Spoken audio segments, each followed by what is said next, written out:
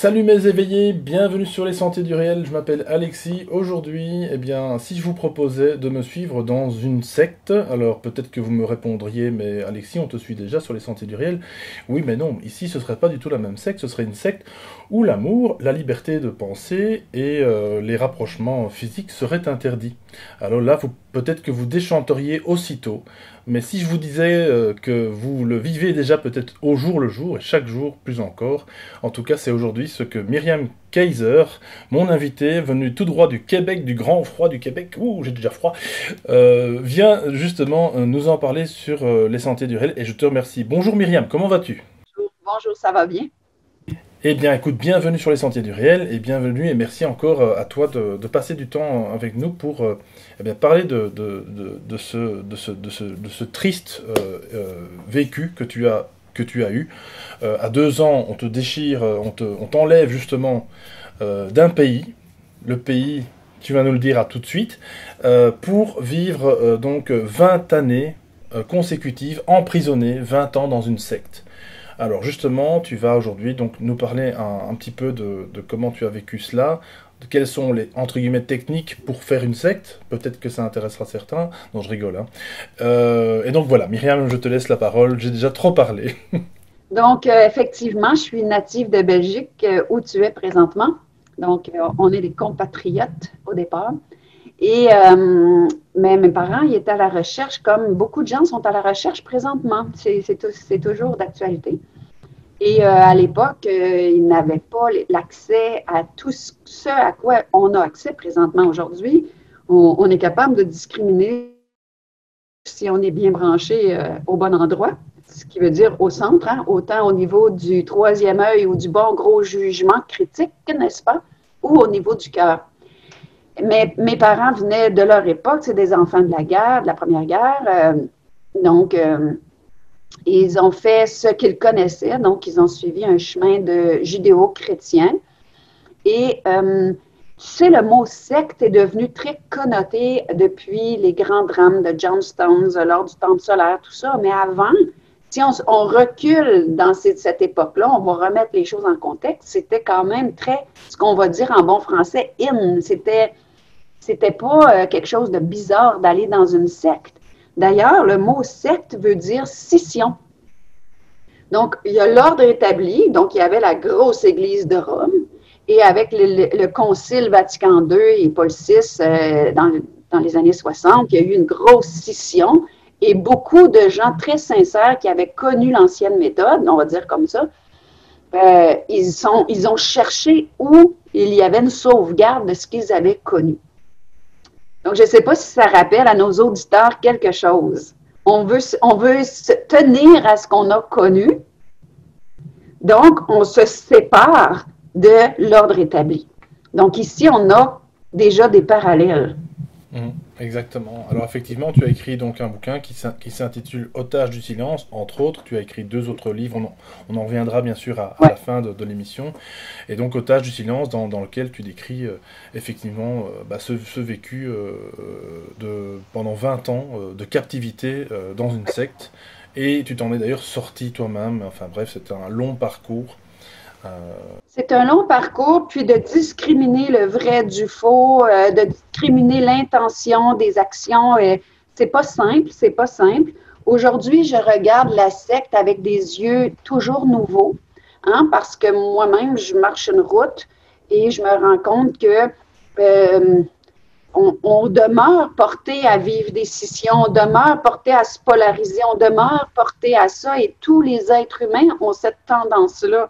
Et tranquillement, je me ramène de plus en plus à l'espace du milieu, mais effectivement, j'ai parlé de la secte, j'ai hésité très longtemps parce que pointer quelque chose du doigt, faut être certain, hein? Et cette certitude-là finit par bouger aussi. Donc, mais en même temps, j'ai dénoncé l'abus fait aux enfants, surtout. J'ai dénoncé de parler au nom de Dieu alors que tu es qui, toi, pour faire ça? Et je revois beaucoup, beaucoup dans mon quotidien, dans la société, je revois des signes euh, me mettent un peu la puce à l'oreille. Je revois des choses qui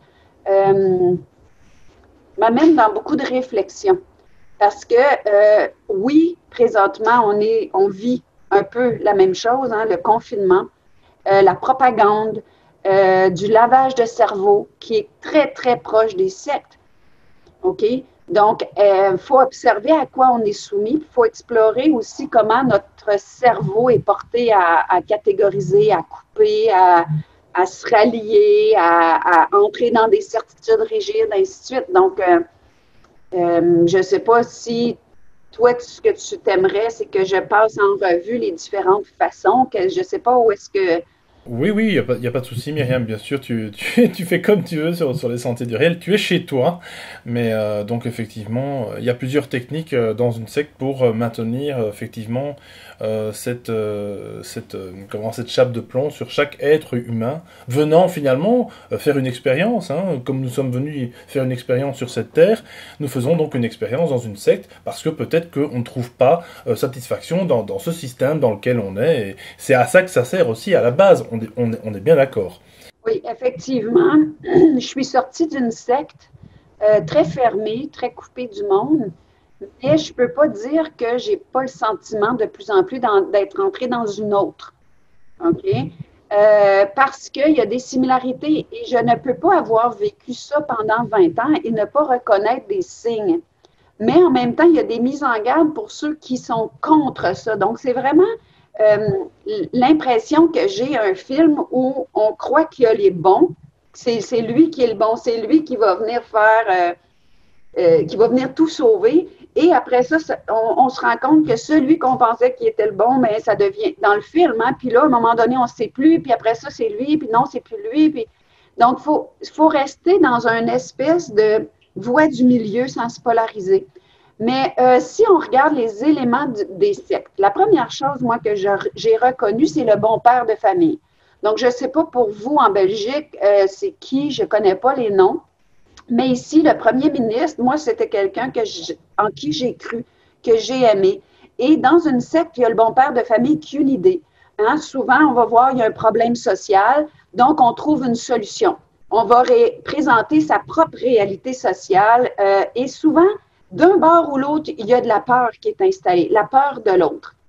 Ça crée cette scission d'avec le avant et on va offrir une nouvelle vision du monde. Donc, déjà, on est en train de montrer comment le monde devrait être. Et souvent, ces bons pères de famille-là ont un charme qui est charismatique. C'est des gens très intelligents, ils sont crédibles. Je pourrais dire qu'ils ont remplacé les curés hein, qui prêchent la bonne ou la mauvaise nouvelle du jour en prenant toujours plus de mesures pour protéger les ouailles. Hein. C'est comme un bon berger, finalement. Puis il demande de faire des efforts d'empathie, puis il faut protéger les autres, puis c'est guidé là, par... C'est toujours super beau au départ. Hein? Ça a l'air même vertueux, si on veut. Donc, il est comme guidé par une science qui est invisible, un peu comme le prêtre qui est guidé par Dieu. Quand tu poses des questions, il fait juste être rassurant. Il ne répond pas vraiment aux questions, mais il est rassurant. Il va se dire prêt à tout, hein? Puis il va féliciter les ouailles pour leurs efforts. Il est très gentil, très, très gentil, jusqu'à temps qu'on se rende compte que le loup est dans la bergerie. Voilà. Donc ça, c'est la première phase que je reconnais. Et on va se rendre compte que ce n'est pas que le loup qui mange les moutons. C'est peut-être le berger. Ça peut être le berger. Ça peut être le berger. Ouais, et il y a plusieurs attaques des moutons noirs envers les moutons blancs et des moutons blancs vers les moutons. Donc, comment est-ce qu'on sort de la bergerie? Ça va être la question. Et la bergerie, c'est autant les moutons noirs que les moutons blancs.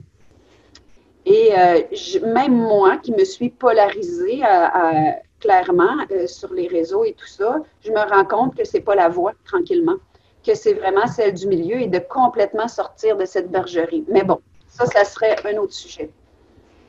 Donc, il faut savoir, si on revient à la secte, qu'au départ, dans le partage de la solution aux problèmes mondiaux, bien, il est probablement sincère, ou s'il n'est pas, les gens qui adhèrent sont sincères. Et c'est là qu'il faut être vigilant parce que l'idéal est réellement d'amener des solutions. Donc, un chef qui a du succès, il va toujours faire miroiter une notion de terre promise, d'un avenir meilleur, mais on va souvent entendre dans son discours que le monde ne sera plus comme avant.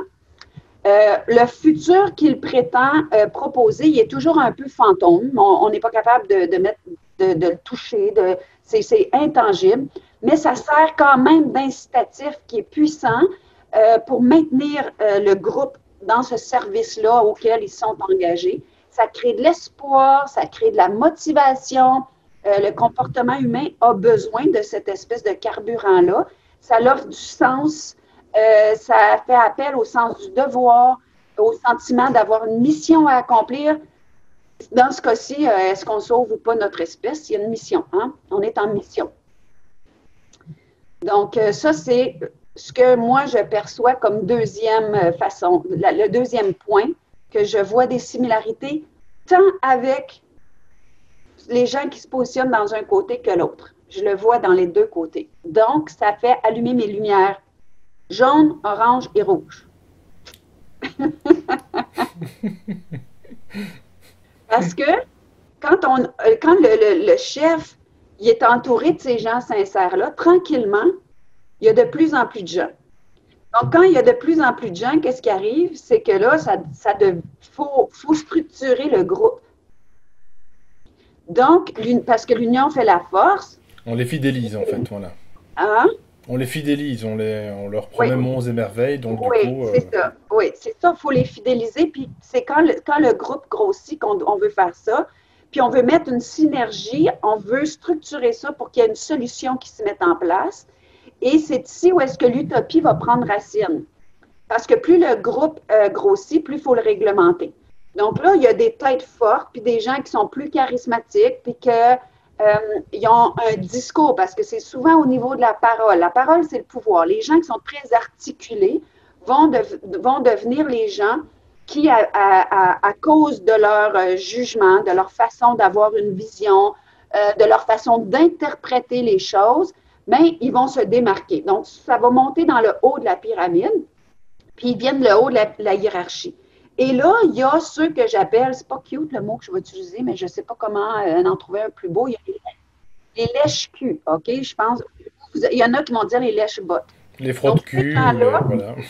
Ces gens-là, ils sentent comment ils ont vite fait de connaître les fragilités et les forces des chefs. Donc, ils vont devenir, comment je dirais ça? Ils vont devenir très proches d'eux.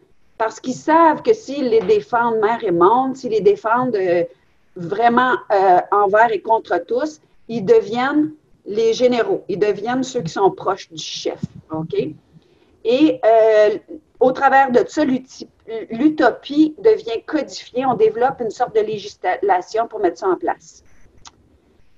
Mais là, au travers de cette structure-là, puis pour éviter qu'il y ait des soulèvements de la base, mais là, dès qu'il y a de la critique, dès qu'il y a des gens qui ne voient plus les choses de la même façon, bien là, on rejette toute critique. Et c'est là souvent qu'on va commencer à séparer les gens. Parce qu'il y a des gens qui ont des têtes fortes dans la base, il y a des gens qui ont un esprit critique très, très affûté, et eux, ils influencent les autres aussi. Et là, on veut garder le haut de la pyramide intact. Donc, ces gens-là vont être identifiés, les fauteurs de troubles, et on va les séparer. Ça, c'est très important et on voit ça présentement dans notre société. Séparer les familles, séparer les gens, les enfermer chez eux pour que, quand ils sont seuls dans leur salon, on est habitué au bruit, donc on va allumer la télé et là, la programmation embarque. On va revenir sur la façon de laver le cerveau.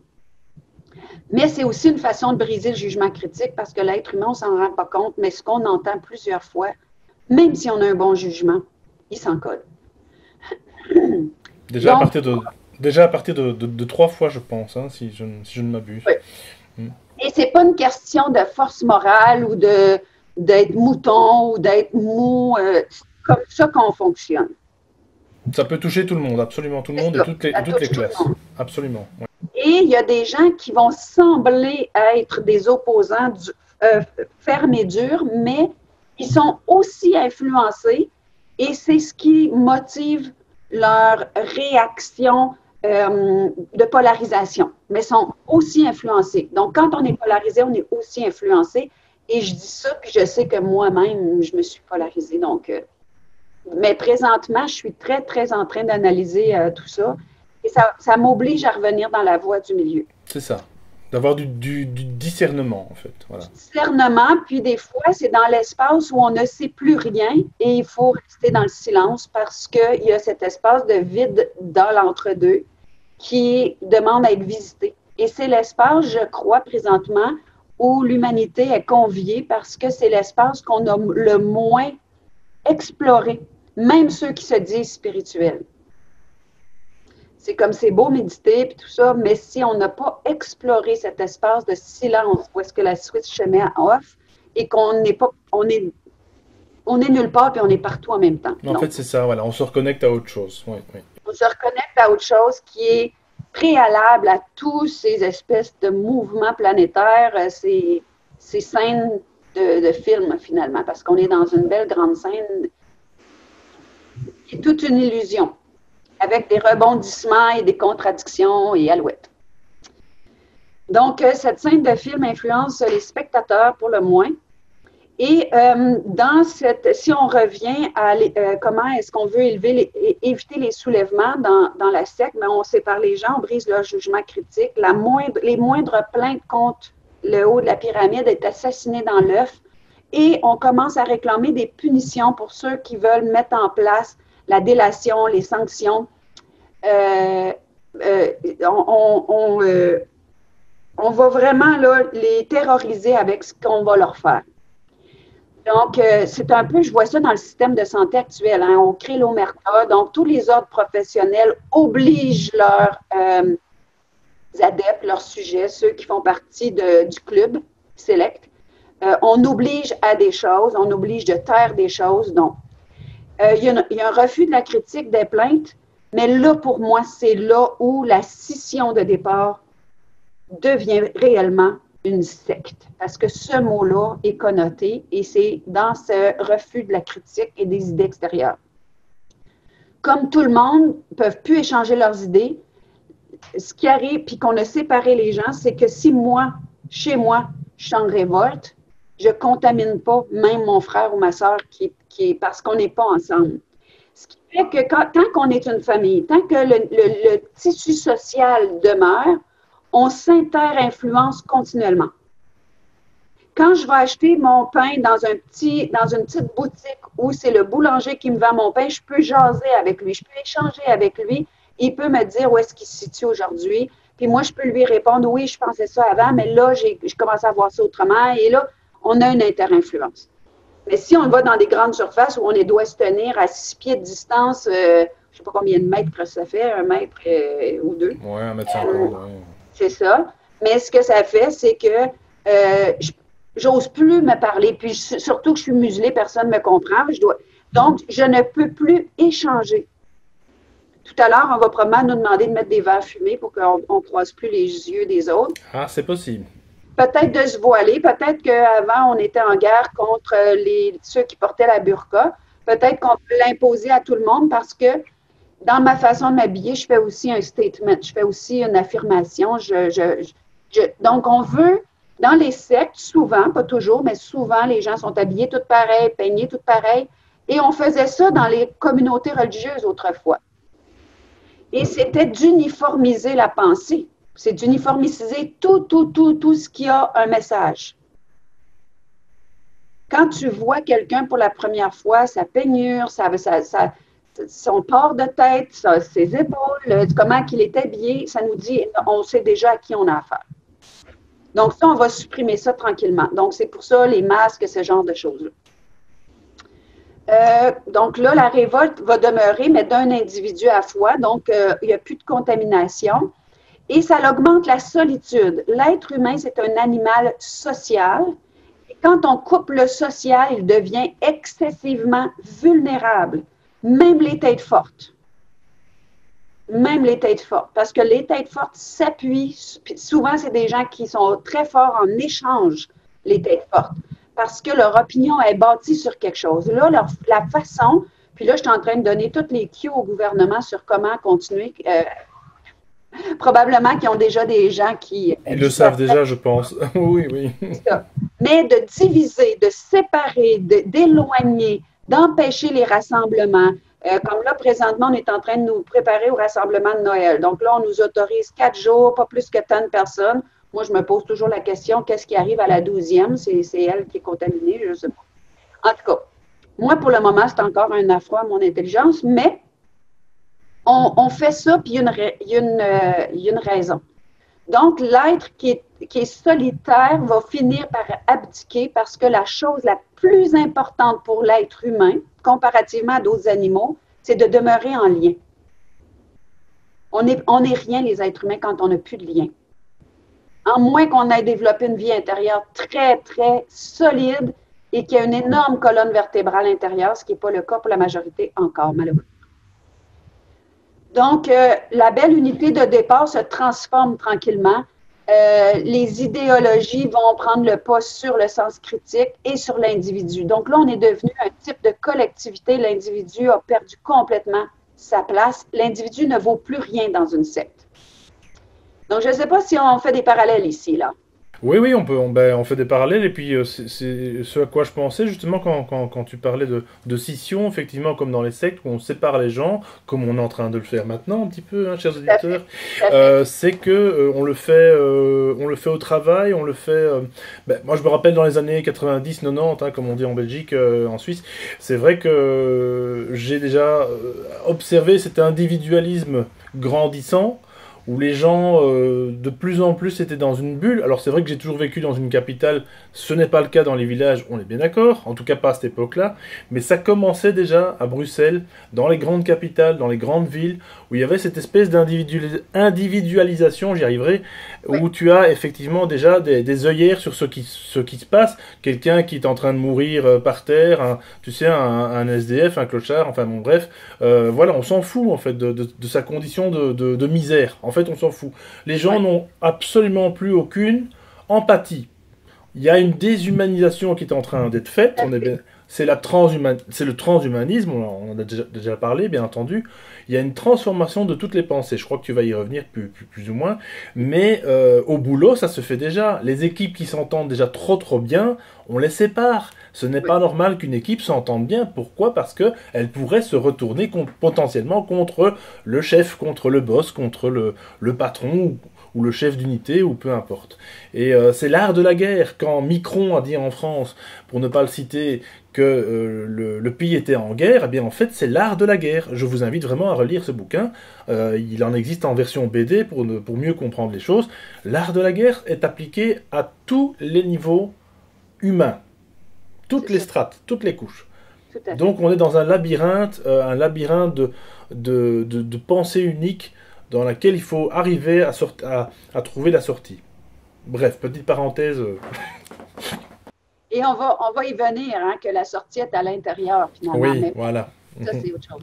Donc, si on revient à la secte, dès que tu ne penses pas comme le groupe, tu ne penses plus comme les chefs, l'idéologie on va t'éliminer, puis l'idéologie, là, ça ne peut pas survivre si on n'impose pas. Donc, déjà, on est dans une façon de faire qui demande un chef et qui va imposer. La question, c'est qui est-il?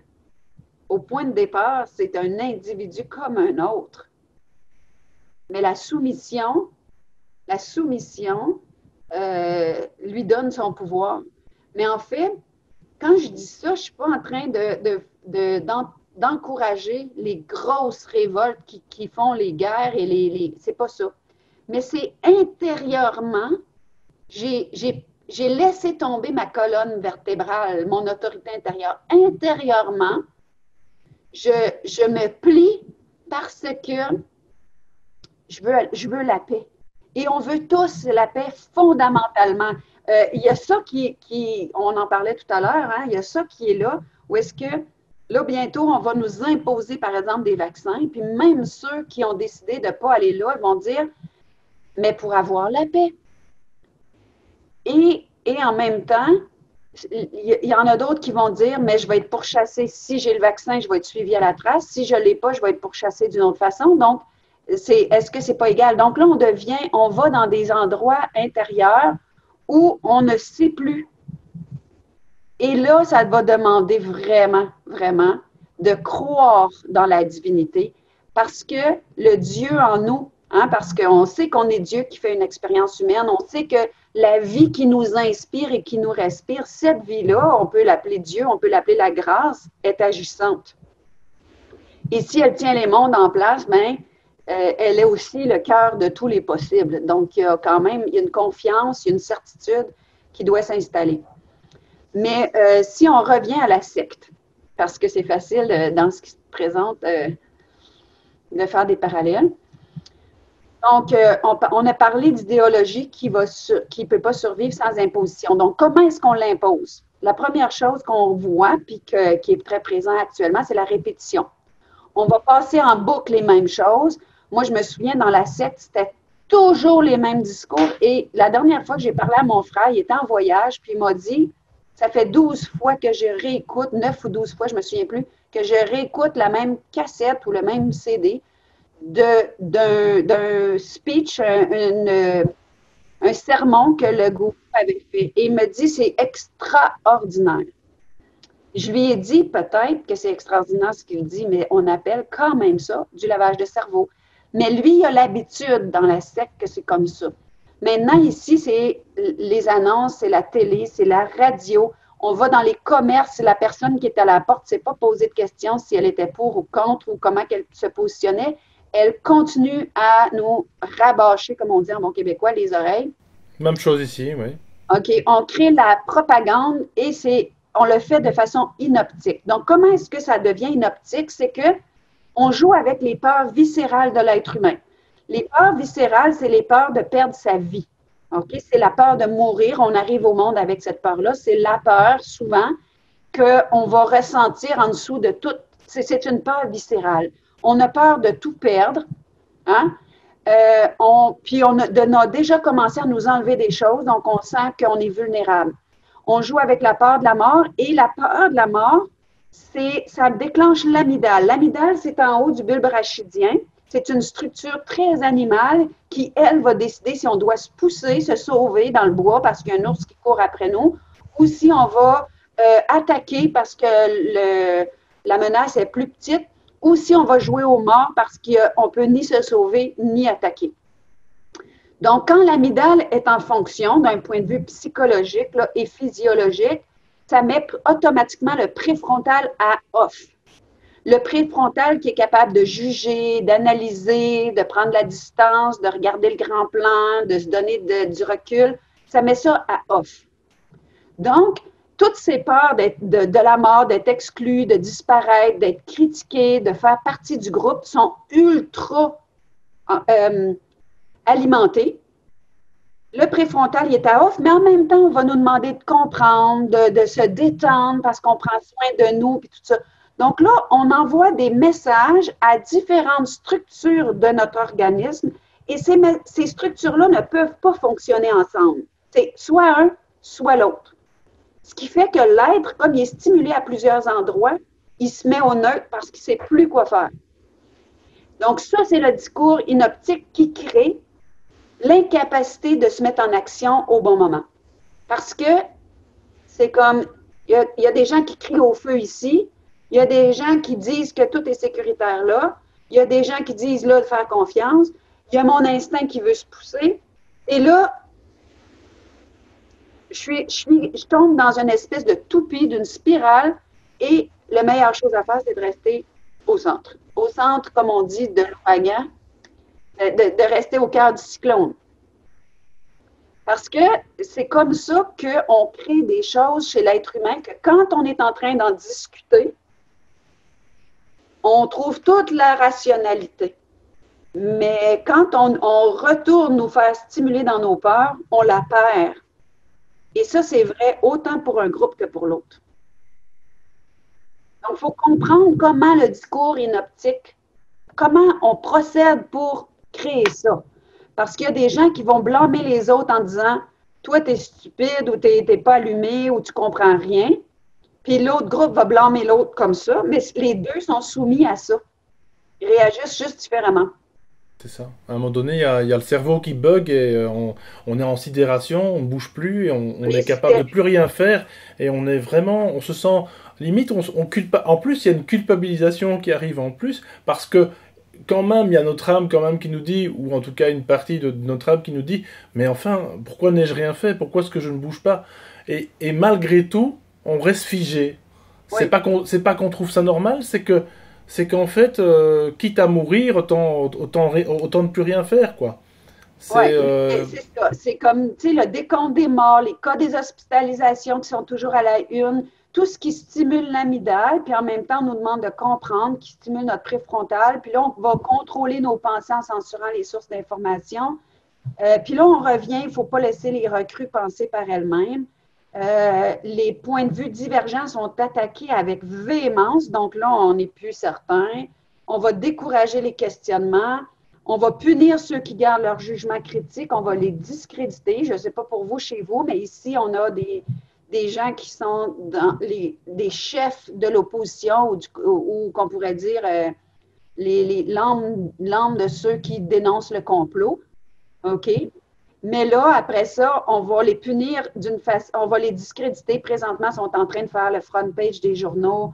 On parle de leur vie passée. c'est un peu ce que j'appelle, c'est un peu ce qu'on appelle, nous, dans l'alternatif, en tout cas sur les sentiers, on en parle, et puis sur d'autres chaînes aussi, l'opposition contrôlée, qui fait que, en fait, on présente des acteurs, en tout cas pour moi, ça reste que des acteurs, des personnes qui vont oser affronter le grand gourou, gouverneur, etc., pour dénoncer, comme tu viens de dire, tous ces complots, etc., toutes ces conspis. Et finalement, le gouvernement va démontrer que cette personne l'a discréditée. On va complètement la rabaisser au rang de rien. En fait, tout simplement pour montrer au peuple que quoi que vous fassiez, quelle que soit votre position, vous voyez, cette personne n'a pas réussi à vous sauver malgré ses beaux discours. Nous allons la descendre, nous allons l'appauvrir en fait. Hein. C'est généralement plusieurs techniques, ou peut-être la liquider, pourquoi pas, mais ça c'est déjà trop, voilà, c'est déjà trop subtil. Non, non, faisons quelque chose. Ça se fait pas, ça s'est jamais fait, voyons donc. Mais non, voyons, non. Enfin voilà. Mais donc voilà, c'est vraiment pour dire, il n'y a pas de sortie. De toute façon, vous êtes contraints à nous écouter jusqu'au bout. Rassurez-vous, nous avons la solution. Oui. Toutes les sources d'informations autres que celles fournies par la secte, et les discours sont répétés comme des mantras par les représentants gouvernementaux, les journalistes on ne sait plus qu'est-ce que c'est quoi un journaliste, on ne sait plus. En tout cas. C'est plus un enquêteur en tout cas. Il y a quelqu'un hier qui m'a écrit quelque chose, ça vaudrait la peine que je le trouve. C'est un ancien ami, je dois dire un ancien ami, qui me disait à quel point il était déçu de voir le chemin que j'empruntais. Et ouais, c'est ça. Et il me disait que là, j'ai parlé un peu de tout ce qui se passait sur les médias et tout ça. Puis il m'a dit, attends, je vais juste aller chercher. Je trouve ça vraiment. Il dit, les journalistes sont allés à l'université pour apprendre à contrôler l'opinion publique. Il me dit, c'est leur seul but, comme les scientifiques. Là, j'ai fait comme, oh, ben, vois-tu, on n'avait pas vu les choses de la même façon déjà en partant. Mais peut-être que c'était moi qui étais naïve. Lui, il dit les choses telles quelles. Moi, j'étais peut-être naïve. Donc là, je me dis, OK, moi, j'ai cru qu'il y avait des gens qui faisaient vraiment bien leur boulot. Mais, qu'est-ce que tu veux? J'ai gardé mon cœur et ma tête d'enfant, il faut croire. Et il faut, Myriam, il faut. En même temps, il n'y a pas complètement tort. Donc, il faut garder des portes ouvertes à des endroits. Ah, mais on évolue. On meurt et on renaît à chaque fois. Oui, c'est ça. On ose juste croire qu'on n'évolue pas. Mais bon, ça c'est. Donc, il ne faut jamais laisser les recrues penser à elles-mêmes. Il faut s'attaquer aux points de vue divergents. Il faut décourager surtout les questionnements en punissant ceux qui gardent leur jugement critique, les discréditants. On se concentre sur le même sujet et moi, j'ai trouvé ça très drôle parce qu'ici, on a été de nombreuses personnes à réclamer un débat public. et on a refusé. Donc, le discours, là, c'est comme, on répète ça comme un mantra par les représentants des gouvernements. On se concentre sur les mêmes sujets, on ne répond pas aux questions. On ne répond pas aux questions. Parce que les questions des adeptes sont toujours insignifiantes pour le gourou. Il va prendre un ton autoritaire. Puis même ici, c'est drôle parce qu'on a vu les dirigeants du Québec se faire photographier devant un blindé ou entouré de policiers. Donc là, on se dit, OK, là, on est rendu dans quelque chose de totalitaire. On se croirait dans des formes de persuasion soviétique nazie. C'est la même chose que dans les sectes. Moi, je me souviens du gourou qui rentrait dans l'église et qui faisait des crises noires, puis qui descendait des gens comme mon père qui s'insurgeait puis qui disait non, non, non, ça n'a pas de sens. Puis c'est ça. Donc, ceux qui restent collés sur le gourou à ce point-ci, c'est les vendus, c'est les corrompus. Ceux à qui on va donner des privilèges, des tribunes. Puis ces gens-là, ben, sont formés à corrompre les autres en échange de bénéfices, de faveurs, d'immunité. Ils vont être ceux qui vont faire la propagande, ils vont sembler excessivement solides, mais en fait, leur aplomb repose seulement sur les promesses qu'on leur fait. Et c'est pour ça que moi, j'ai envie de dire à ceux qui sont des marionnettes qui ont une main dans le... Hein, c'est ça? Ça, que si on enlève les promesses, si on enlève les personnes qui les manipulent avec leurs mains, sont probablement les plus vulnérables du groupe. Ils se sont positionnés dans une position excessivement vulnérable.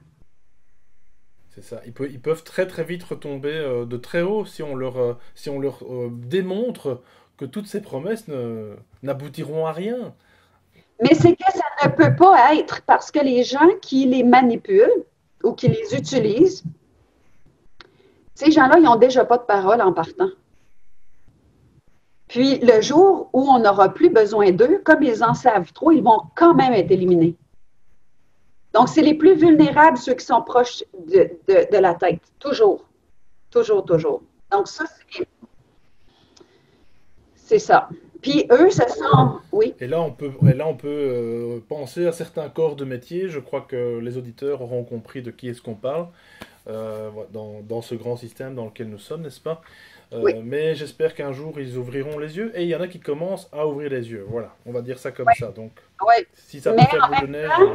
En même temps, les gens qui changent de point de vue, on va dire que c'est des girouettes. On va les discréditer en disant qu'ils n'ont pas une ligne de pensée, qui sont volatiles.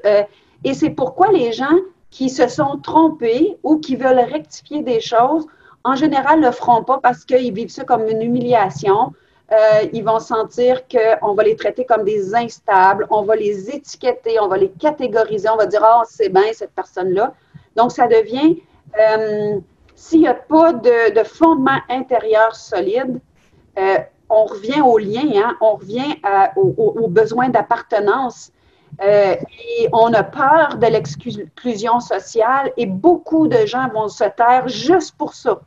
Parce que chez l'être humain, le besoin de faire partie d'un clan, d'un groupe est extrêmement important et on ne peut pas enlever l'importance de ça. Donc, qu'est-ce qui arrive une fois qu'on est désunis, qu'on est divisé? Bien là, on est face à des êtres complètement déshumanisés, comme tu parlais en début de rencontre. Et ces êtres déshumanisés-là ne peuvent plus entendre le bon sens parce que qu'est-ce qui fait partie des sens? C'est notre nature originelle, c'est notre humanité. Donc, c'est comme si ces êtres-là sont dénudés, vidés de leur propre pensée, de leur propre...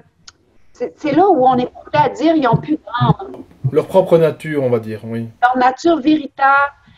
C'est comme s'ils ont vendu l'espace à l'intérieur d'eux où d'où naît l'intention, d'où naît le sentiment de vérité, même s'il est mouvant à chaque instant. Notre vérité est toujours, elle se présente fraîche et neuve à chaque instant, donc elle bouge.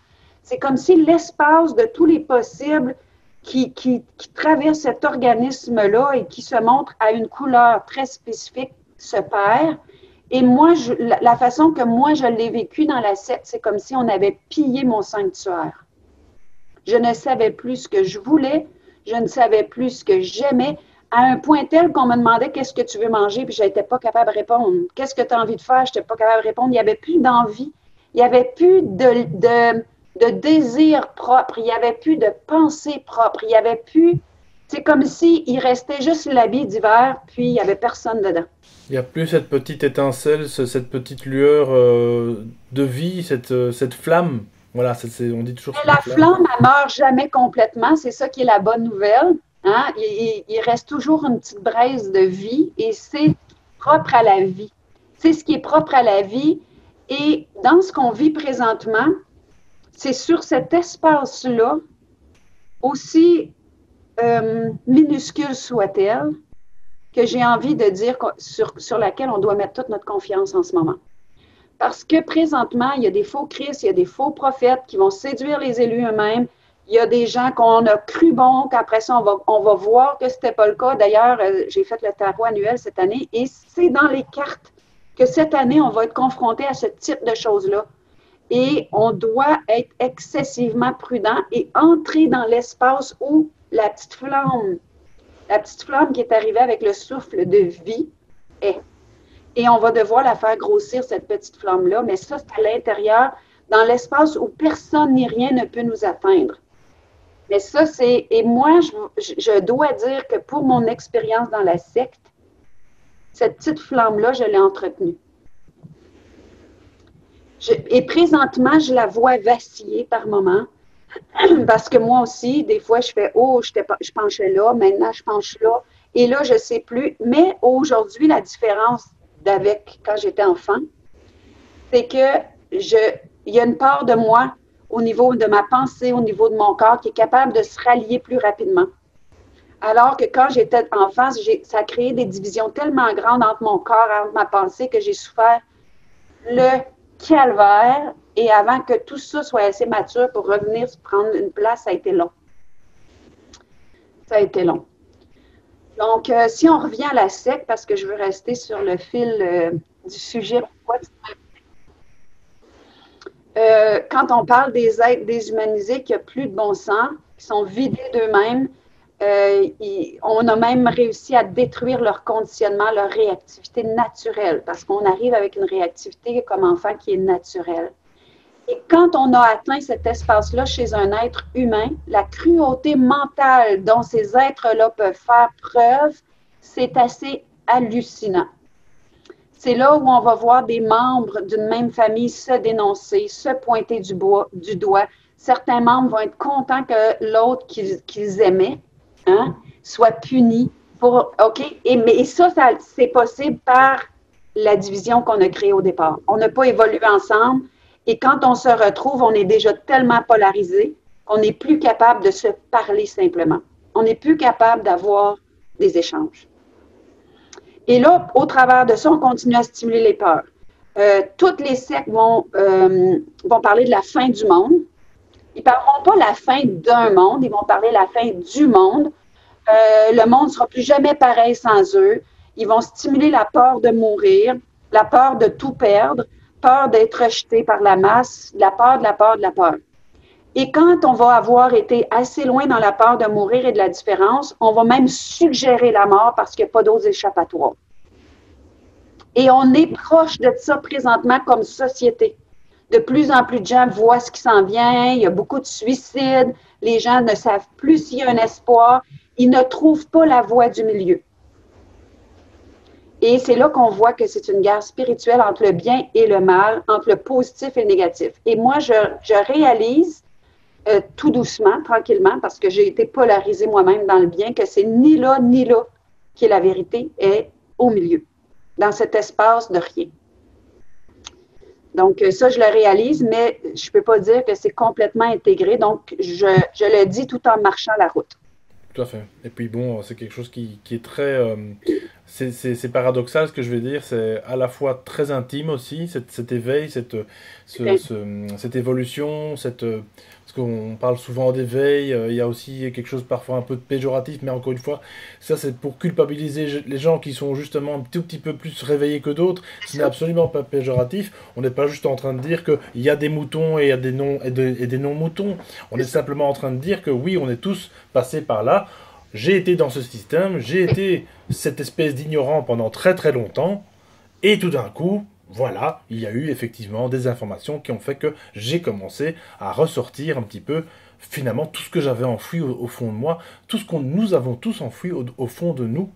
Et d'ailleurs, je crois qu'il y a un proverbe, je ne sais plus lequel, comment ça fonctionne, mais c'est, disons, va à l'intérieur de toi-même pour un peu mieux connaître le monde. Voilà, je le dis un petit peu comme ça, c'est pas comme ça que ça fonctionne, mais c'est tout à fait ça, c'est vraiment ça. Il faut vraiment se reconnecter à cette source, justement, originelle, quelle qu'elle soit.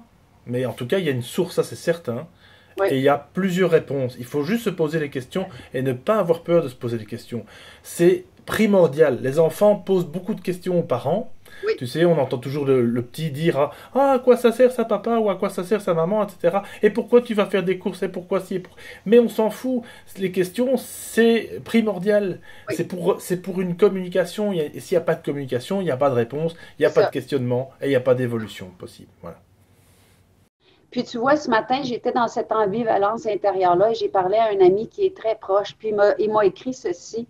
Il dit, quand tu reconnais une erreur, tu pointes du doigt vers un obstacle supplémentaire dans le prochain détour sur la route. On en fait tout un plat comme société comment il dit ça? On fait tout un plat alors que c'est la recherche même de la droiture qui nous pousse à se repositionner constamment. C'est la qualité de la droiture elle-même, de toujours se ramener dans la rectitude de ce qui se présente dans notre nouvelle. On est continuellement informé. Donc, il faut arrêter d'en faire une humiliation et vraiment juste avoir le courage de transmettre qu'est-ce qui vient. Puis, les gens, chacun doivent se faire une tête qui est à eux. Ils n'ont pas à prendre d'emblée. Et c'est très sectaire de vouloir que les autres prennent d'emblée. Donc, je me mets dans cet état-là de partager mes états d'âme puis mes nouvelles prises de conscience pour que les gens arrivent à se faire une idée. Et c'est exactement ce qu'on prône, entre guillemets, sur les sentiers du réel. C'est faites-vous confiance à vous-même, n'écoutez personne, mais prenez l'information comme elle vous vient. Et si ça résonne en vous, ben, tant mieux. Si ça résonne pas, ben, il y a d'autres vidéos, il y a d'autres sentiers. Voilà, apprendre. C'est ça, exactement. Puis je ne sais pas si c'était pas le Bouddha qui disait ne croyez personne. Oui, c'est ça. Oui, oui. Ne me croyez Donc, pas, ne croyez que vous-même. Quelque chose comme ça. C'est ça. C'est ça. Puis, tu sais, on parlait tout à l'heure de la punition que les sectes mettent en place pour ceux qui pensent autrement, mais on voit aussi qu'il nous reste des vestiges de l'éducation judéo-chrétienne où est-ce qu'on sent qu'on doit se punir si on ne pense pas, puis si notre pensée change, puis si elle valse, on sent que... puis, de toute façon, dans les sectes, l'élément central de tout ce qui tient ça en place, hein, la structure, c'est la punition. Donc, on va voir du confinement. Donc, je ne sais pas s'il y a des mots qui sont familiers à certains. De l'isolement, si elle n'est pas toujours physique, elle va être certainement psychologique, comme on est en train de parler. Si on ne suit pas les consignes, on va être isolés les uns des autres, comme on a dit. On va nous menacer, nous châtier, nous culpabiliser. Et la culpabilité, ce qu'elle a de très particulier, c'est que quand quelqu'un nous a culpabilisés, intérieurement, on est porté à reprendre ce discours-là parce que ça résonne des choses au niveau de l'enfant qu'on a été. Parce qu'on élève les enfants par culpabilisation aujourd'hui. Bien, on ne les élève pas du tout, là, mais on les donne sous terreur, parce qu'il n'y a rien d'élevant là. On va les ostraciser, on va les menacer, puis présentement, ici, je ne sais pas pour vous autres, mais c'est des amendes ou de l'enfermement. Donc, il y a la rigidité des règles, l'absurdité du remède, là, la délation, l'ostracisation, on va mettre au banc, on va bannir ceux qui ne pensent pas comme nous. Donc, ça fait toute partie de la punition. Et surtout, on va infantiliser les gens. Et l'infantilisation, c'est directement lié avec n'utilise pas ton préfrontal, n'utilise pas ton sens critique ou ton troisième œil. Le troisième œil, c'est le gros jugement, mais pas juger, mettre des étiquettes, mais juger au niveau de la balance intérieure, de la justesse, c'est ça. Donc, on est très infantilisé pour mettre notre jugement sur pause. On met des croix sur le sol. On dit, tu mets tes deux pieds sur la petite croix. Je ne sais pas si c'est comme ça chez vous. On dit comment mettre ton masque. Moi, l'autre jour, je me suis grattée, puis je me suis fait ramasser dans un magasin parce que pendant que je me grattais, mon masque était croche. On va dire de se laver les mains, puis on va nous montrer comment, comme si on avait 3 ans. Mais pendant qu'on nous montre à se laver les mains, ben, on nous lave le cerveau, donc les deux vont ensemble. On va ridiculiser, mais il faut bien rire un peu, n'est-ce Oui, pas? oh oui, il faut, il faut. C'est comme, prends ton cerveau, puis lave-les, puis frotte-les comme ci, puis frotte-le comme ça. Puis là, le cerveau, il est complètement neutre et vierge. Et là, je peux aller mettre tout ce qui est très, très, très aseptisé là-dedans. J'aime bien en rire. Bon, puis là, on trouve des mots qui n'ont aucun rapport. On va dire qu'eux autres sont des complotistes alors qu'eux autres ont fait le complot. Hein? On va associer à des mots péjoratifs tous les discours qui détonnent. Il n'y a plus de point de vue dissident. On va les appeler, autrefois on les appelait les hérétiques. On les brûlait, on les pendait. On n'est pas loin de ça, hein? On n'est pas loin du Moyen-Âge. Ouais. Puis moi, j'ai le souvenir d'avoir été pendue, donc je suis très réfractaire à ça, évidemment. Donc, je suis portée à aller dans l'autre polarité. Donc, on va se faire appeler les rebelles, les dissidents, les réfractaires. Moi, j'aurais envie de dire, ce serait peut-être les souverains qui seraient entre les deux. Mais bon. Donc, les tentatives d'influence sont coupées. On est en réprobation, répression, censure, ostracisation. Et voilà qu'il faut être en accord avec les points de vue officiels. Hein?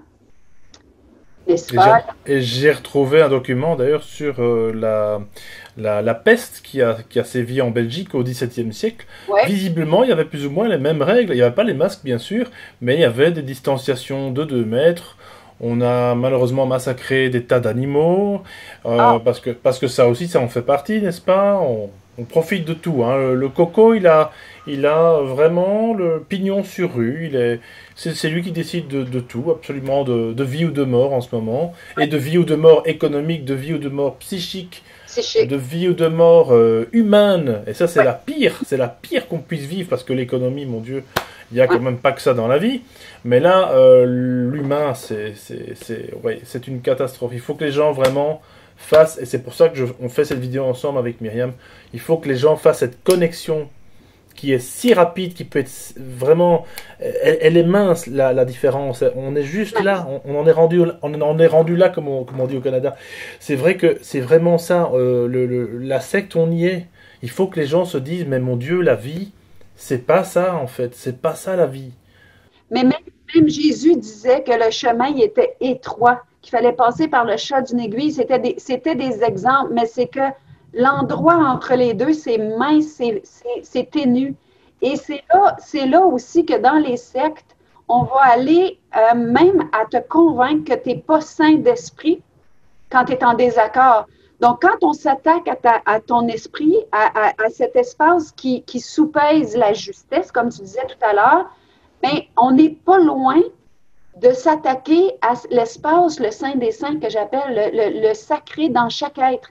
Et pour moi, ce que j'ai retenu le plus de mon expérience de captivité pendant 20 ans dans une secte, c'est que on s'infiltre dans ta tête, on s'infiltre dans tes peurs, dans tes émotions, on s'infiltre dans tes croyances, dans tes référents internes, on s'infiltre partout jusqu'à temps qu'on s'infiltre dans l'espace la plus sacrée au cœur de l'être, d'où la vie part. Et là, on parle d'intention.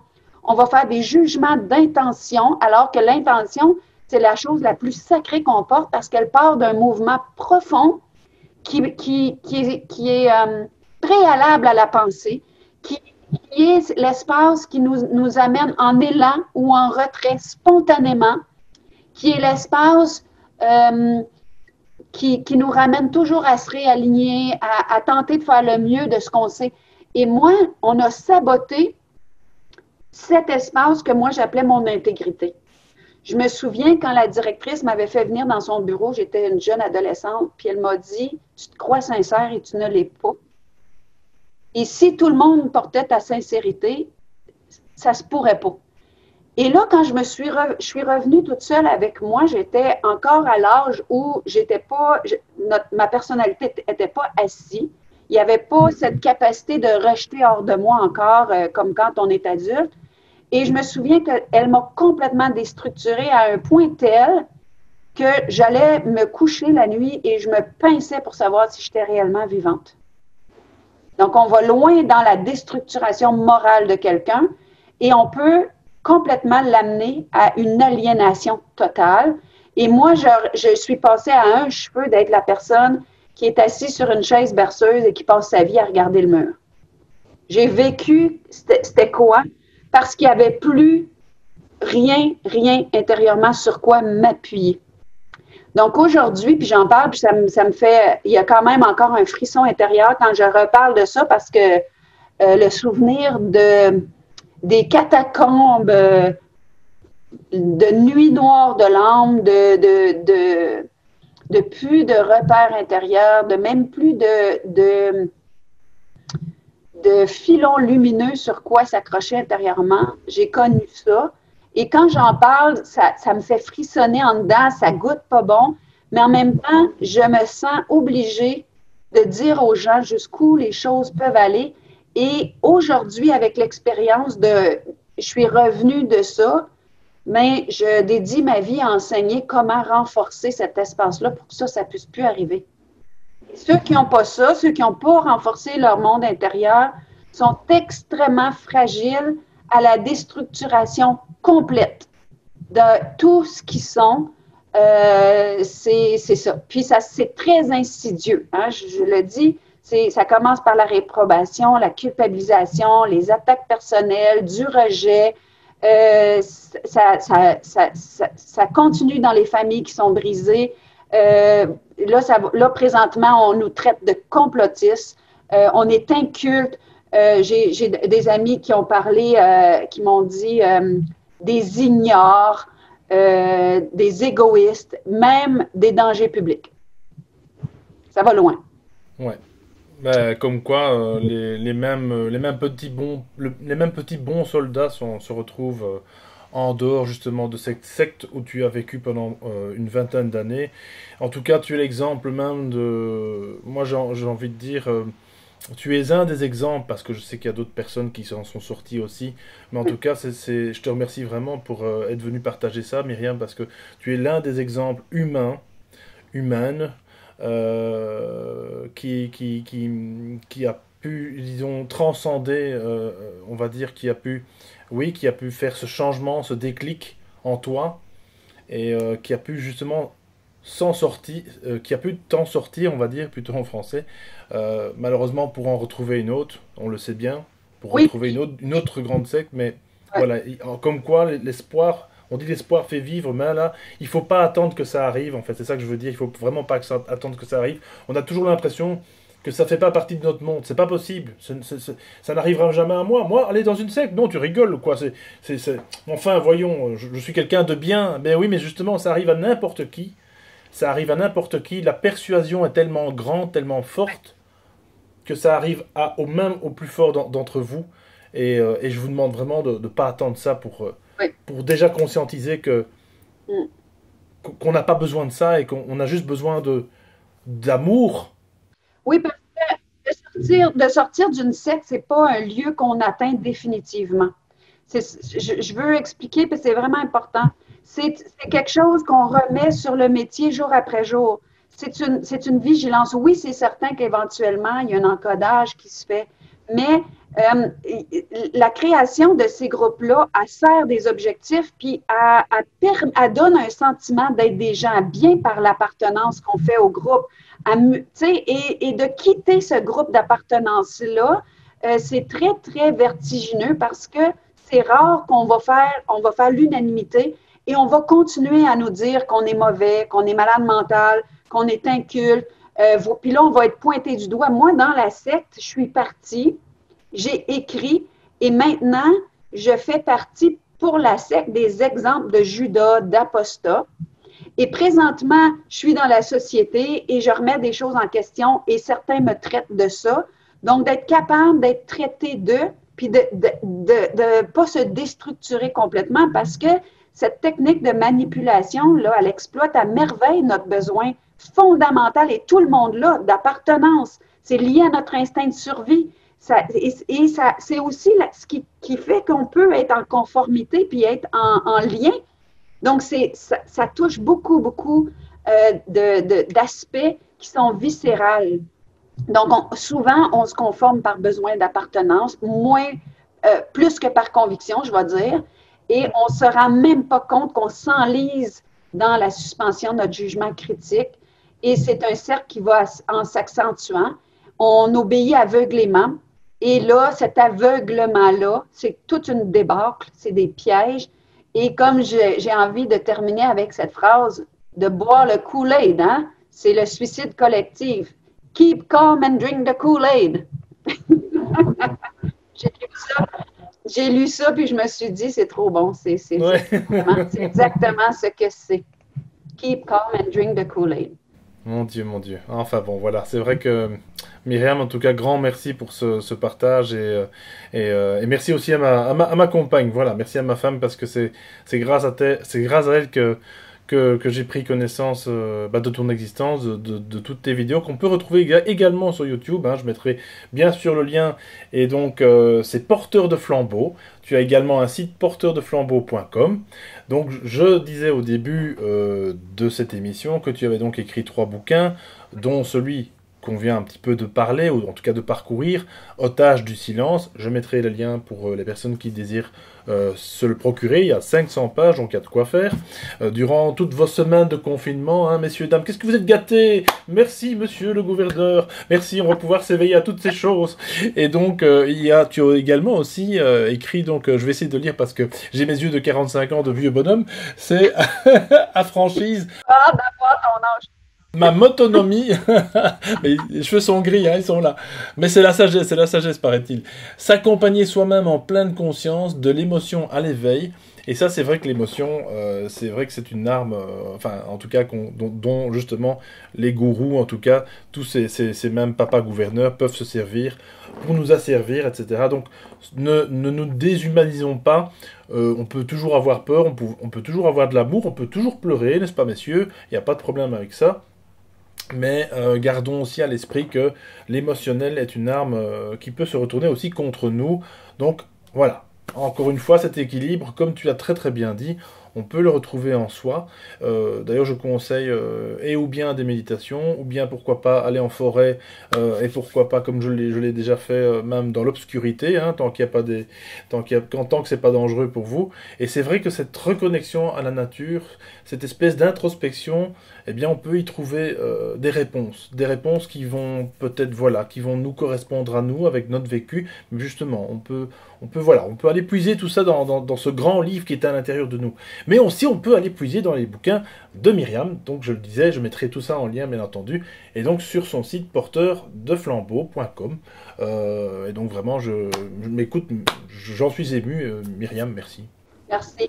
Puis les gens qui vont aller voir mes vidéos, ça se peut que par moment, ils me voient polarisée, mais j'ai toujours dit aux gens que je me montrais telle que j'étais.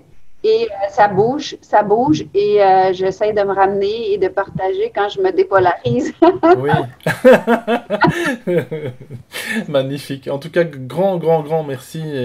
Et vraiment, j'espère que ton vécu soit un des exemples, en tout cas, qui puisse en tout cas faire sortir de ce statut d'esclave, en tout cas, de cette prison mentale dans laquelle peut-être vous êtes, mes chers auditeurs. Je l'espère pas, hein, cela dit, mais bon, voilà, je sais que c'est très difficile tout ça, mais on peut s'en sortir, la preuve vivante. Myriam Kaiser, merci beaucoup, merci du fond, bisous à tous les Québécois aussi, et voilà, donc nous on se retrouve, et tu viens quand tu veux sur les Sentiers du Réel, ce sera avec grand plaisir, et j'espère pouvoir se faire un petit hug et une petite accolade en Belgique, un jour, voilà, parce qu'en plus on s'est raté à la foire du livre, hein, cette année, bon bref. Mais écoute, en tout cas, à tout bientôt. À bientôt. Grand merci, au revoir. Au revoir. Mes chers auditeurs, mes chers éveillés, comme je vais vous appeler dorénavant, bah oui, hein, une secte, ça se fait pas du jour au lendemain. Gros bisous à tous. N'oubliez pas, donc semaine prochaine, direct, live, on verra bien, émission au jour le jour, hein, en ce moment, comme vous le savez. Abonnez-vous, commentez, likez, faites ce que vous voulez surtout, et prenez soin de vous. Gros bisous. Tchou tchou.